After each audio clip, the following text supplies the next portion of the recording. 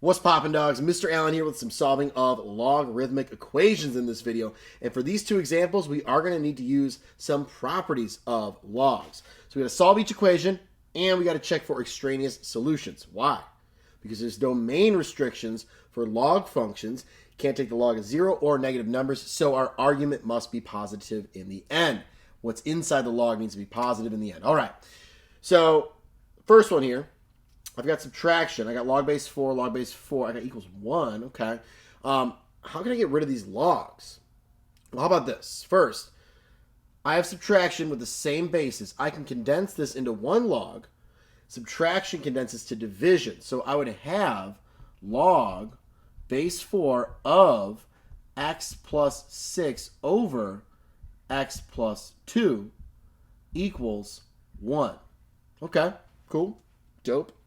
Now what, right? Because I can't solve for x while it's chilling inside a log. How about I rewrite it in exponential form with a little loop and swoop action? I got 4 to the first equals x plus 6 over x plus 2. So 4 to the first is just 4. How do I solve something like this? Well, you could put this 4 over 1, right, and cross multiply. The more mathematically correct way of doing this is multiplying by my denominator here of x plus 2, x plus 2. And now I'm going to have 4 times x, 4 times 2, which will be 4x plus 8 equals x plus 6. Okay, cool, cool. Let's do, how about we subtract 8 and subtract x. So I'll have 3x equals negative, whoa, it's a voice crack, negative 2. I'm going to leave it in there. I'm going to leave it in. All right, divide by 3. I get x equals negative 2/3. Okay, we did say we need to check for extraneous solutions. We said the argument cannot be negative. It's negative there, but does that make my argument negative? Negative 2/3 plus 6. That's going to be positive, right? Negative 2/3 plus 2. That's going to be positive.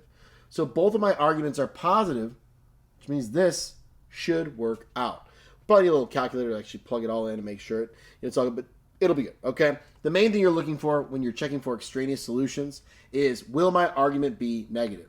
Negative 2/3 plus 6 is a positive number. Negative 2/3 plus 2 is a positive number. We are good to go. A rare case where a negative answer, negative x value, does work in both. A lot of times the negative causes one of my arguments to be negative, but not in this case. You got to check it, all right? It's not okay just be like, it's negative. Nope. Got to check it. Okay. Enough of me saying you got to check it. Let's move on to the next one, okay?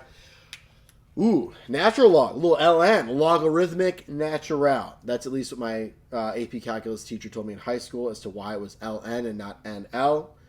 Logarithmic natural, probably Latin or something. Anywho, little history lesson for you. I don't know if it's true.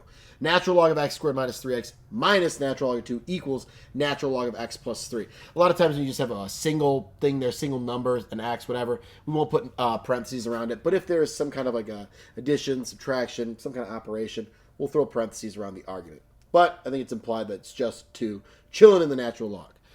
All right. Subtraction again. A little theme in this video, yes? Subtraction condenses to division. Let's do that. Let's condense. So I've got natural log of x squared minus 3x over 2 equals natural log of x plus 3. Okay. Well, in this last one, I was able to loop and swoop to get an exponential form. But here, I have natural log and natural log. One-to-one property of logs allows me to drop those, and now I just have my arguments equal. And if you think about it for a sec here, if my logs are the same and they're equal, then my arguments need to be the same for them to indeed be equal, right? I know it's like, oh, it makes sense, right? Well, you're the math teacher. You know, I get that.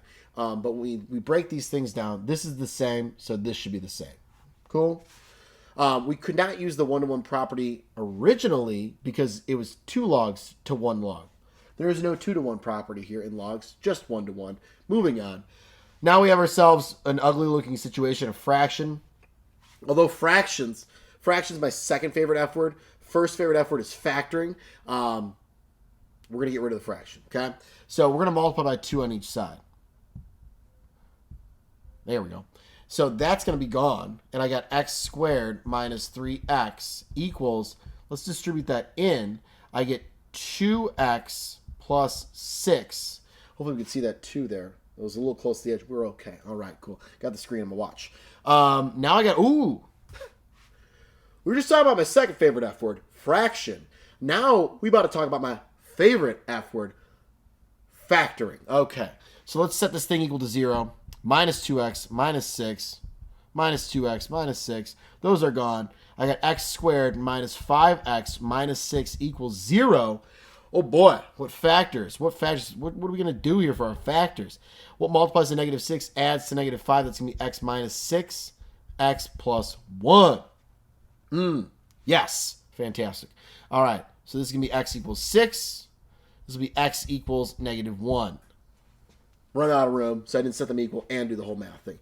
Let's check the original to see if we have any extraneous solutions. If I plug 6 in, I got 36 minus 18. That's positive. Nothing to plug in here. Cool. 6 plus 3 is 9. That's positive. Negative 1. Yee. Negative. Scary. I'm going to have 1 plus 3. That's 4. And I got negative 1 plus 3. That's 2. They're both good, man. Again, a rare case where the negative works. I didn't even plan that, man. Just good like that. So you got to check them. You can't just be like, negative, cross out, only 6. Both answers work. Both would satisfy that original equation. That's dope, man. That's awesome. All right. Thank you guys for watching. Working with logs here, some log properties. They're awesome. You're awesome, and have a wonderful day.